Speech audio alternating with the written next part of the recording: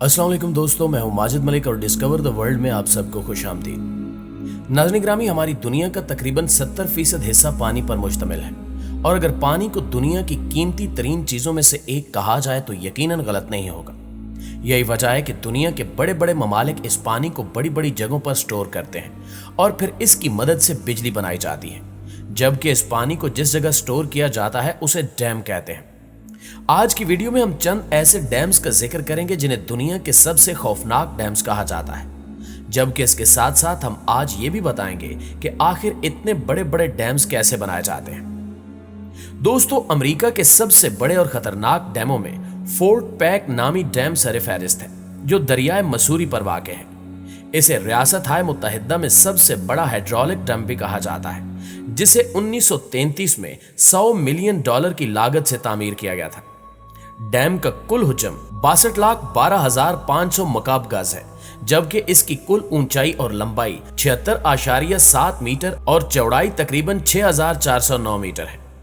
Fort pack झील America की 5वीं बड़ी झील भी है, यहां तक कि इस झील की साहिली पट्टी कैलिफोर्निया के साहिल से भी ज्यादा है। यह डैम सदर रोजवेल्ट की नई डील का हिस्सा था, जिसने 1936 में डैम की तामीर में 10,500 मजदूरों को मुलाजमत दी।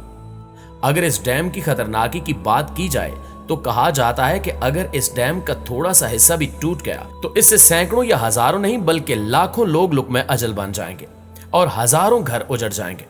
इसके बाद अतातुर्क नामी डैम की बात करें तो इसे दुनिया का तीसरा बड़ा डैम कहा जाता है, जो तुर्की में वाक़ है।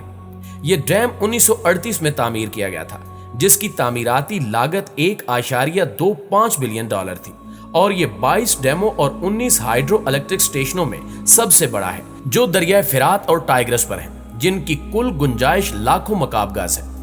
इसके अलावा ये तुर्की और शाम को बिजली फराहम कर रहा है और सैलाब कंट्रोल और आबपाशी में भी मदद करता है, जबकि इस डैम का नाम तुर्क जमहूरिया के बानी मुस्तफा कमाल अतातुर्क के नाम पर दिया गया है। अतातुर्क झील डैम से निकलती है, जो बहुत से लोगों के लिए खुराक और पानी का जरिया होने के साथ साथ जदीद खेलों का जरिया भी है।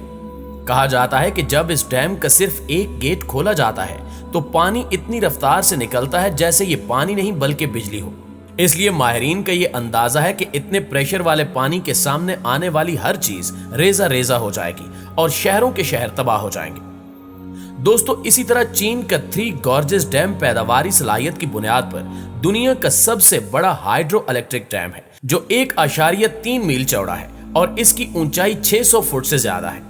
ये डैम दरिया नगसी के तास पर सैलाब को कंट्रोल करने में मदद करता है और 10,000 टन समंदरी माल बरदार जहाज को साल के 6 माह में चीन के अंदरूनी हिस्से में जाने की इजाजत देता है। इस डैम की 32 अहम टरबाइनें 18 न्यूक्लियर पावर स्टेशन जितनी बिजली पैदा करने की सलाहियत रखती हैं और इसे 7 शिद्दत के ज़लज़ले को बर्दाश्त करने के लिए बनाया गया है, जबकि डैम की तामीर पर $59 बिलियन और 15 साल की लागत आई और कहा जाता है कि यह दीवार अजीम के बाद चीन की तारीख का सबसे बड़ा मंसूबा है। इस डैम के बारे में मशहूर है कि अगर इसमें से एक ईंट जितना सुराख छोड़ दिया जाए तो ये ऐसे तबाही लाएगा जो किसी के रोकने पर नहीं रुकेगी। ये वही डैम है जो अपनी तामीर के दौरान 88 अफराद की जानें निकल गया था, इसलिए इस डैम की तामीर 6 माह तक रुकी भी रही। नाज़रीन ग्रामी, इसके अलावा तरबेला डैम पानी जखीरा करने के लिहाज से दुनिया का सबसे बड़ा डैम है, जो पाकिस्तान के सूबे केपी में वाक़ है। ये 1976 में बुनियादी तौर पर दरिया सिंध के सैलाब को कंट्रोल करने के लिए तामीर किया गया था, जबकि इसकी कुल गुंजाइश करोड़ों मकाब गज है। इसके साथ साथ ये अपनी लंबाई, चौड़ाई और हुज्जम के लिहाज से दुनिया का 5वां बड़ा डैम है। इसका सबसे बड़ा फायदा यह है कि यह बिजली की पैदावार के अलावा लाखों एकड़ ज़रई जमीन को भी सैराब कर रहा है। इस डैम की खतरनाकी के बारे में भी वही नजरिया पाया जाता है जो पहले वाले डैम्स के बारे में हम आपको बता चुके हैं, लेकिन पाकिस्तान चूंकि कम तरक्की याफ्ता है, इसलिए यहां तबाही बाकियों की निस्बत ज्यादा होगी। प्यारे साथियों, यकीनन आपके जहन में यह सवाल भी होगा कि आखिर ये डैम और दीगर ऐसी तामीरात जो पानी के अंदर बनती हैं वो बनाई कैसे जाती हैं। इन तामीरात में एक बड़ी तामीर पानी के अंदर पुल बनाना भी है, लिहाजा हम आपको बताते हैं कि आखिर ये पुल कैसे बनते हैं, जिससे यकीनन आपको डैम की तामीर समझने में भी मदद मिलेगी। जैसा कि हम जानते हैं कि बुनियाद के बगैर कोई भी स्ट्रक्चर नहीं बन सकता, बिल्कुल वैसे ही बुनियाद के बगैर पुल को तामीर करना भी मुमकिन नहीं। अब सवाल ये पैदा होता है कि गहरे समंदरों और दरियाओं पर बने पुल की बुनियाद तो पानी के अंदर होती है, लेकिन पानी के अंदर ये बुनियाद कैसे बनाई जाती है? कैसे लहरों के नीचे अरबों लीटर पानी में ये काम अंजाम दिया जाता है? और समंदर के अंदर बनी बुनियादें कैसे इतनी मजबूत होती हैं जो पानी और लहरों के प्रेशर में भी एकदम मजबूती से कायम रहती हैं? दोस्तों, पानी में कंस्ट्रक्शन करने के लिए इंजीनियर्स का सबसे पहला काम होता है पानी की गहराई देखना और साथ साथ पानी के नीचे जो जमीन है उसके बारे में तमाम मालूमात इकट्ठी करना, यानी कि पानी की गहराई कितनी है और पानी के नीचे जमीन पथरीली है या रेतली। ये जानकारी हासिल करने के लिए प्रोफेशनल गोताखोरी करने वाले समंदर के नीचे जाते हैं और कई हफ्तों तक मालूमात इकट्ठी करने का काम चलता रहता है। अगर पानी कम होगा तो बुनियाद की कंस्ट्रक्शन भी आसान होगी, लेकिन अगर पानी गहरा हो तो वर्कर्स की जान को भी खतरा होगा और साथ साथ तामीराती लागत और मेहनत दोनों कई गुना बढ़ जाएंगी। मालूमात इकट्ठी करने के बाद जो मरहला है वो सबसे ज्यादा जरूरी होता है कि स्ट्रक्चर को बनाने के लिए पानी को उस जगह से कैसे हटाया जाए। पानी कितना भी गहरा क्यों ना हो, जिस जगह बुनियाद बनाई जाती है उस जगह से पानी हटाना पड़ता है, लेकिन सवाल यह है कि इतना गहरा पानी आखिर कैसे हटाया जाता है।